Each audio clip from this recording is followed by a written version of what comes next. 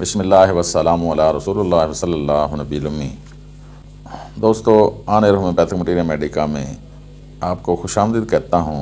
मैं हूँ डॉक्टर मतलूब अहमद।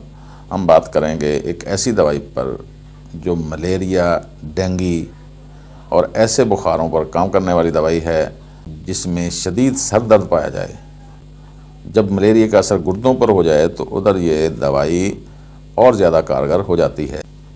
यानी गुर्दों की सोजश अगर मलेरिया या डेंगू की वजह से हो या किसी भी मर्ज़ की वजह से जो पुराने गुर्दों की सोजश हो, नया जोड़ों का दर्द शुरू हो जाए जिसमें पीछे हिस्ट्री डेंगू या मलेरिया की हो, पेशाब में मुख्तलिफ़ चीज़ें लेबॉर्ट्री से पता चलें जैसे यूरिया, क्रेटिनिन, फास्फोरिक एसिड निकल रहा हो और पेशाब कम बन रहा हो, रीनल फेलर की तरफ पेशेंट जा रहा हो, यूरिक एसिड और क्लोराइड कसीर मकदार में खारिज हो रहे हों, आमतौर पर दर्जा हरारत नॉर्मल से कम रह रहा हो, सर्दी का कंपा हो, बुखार और पसीना बाकायदगी से हो, जिस्म पर जामनी रंग के दाग से पड़ें, फिंसियाँ हों, छपाकी हो, खारिश हो, तो हमें कौन सी दवाई सामने आनी चाहिए?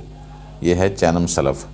मलेरिया नुमा बुखार या मलेरिया के बुखार, डेंगू नुमा बुखार या डेंगू के बुखार जिसमें सारे जिस्म में सारा के दर्द होता है, लेकिन स्पेसिफ़िक अगर सब सर में शदीद दर्द के साथ वाले बुखार हों तो आप चैनम सल्फ़ को ज़रूर याद रखेंगे। वस्सलाम।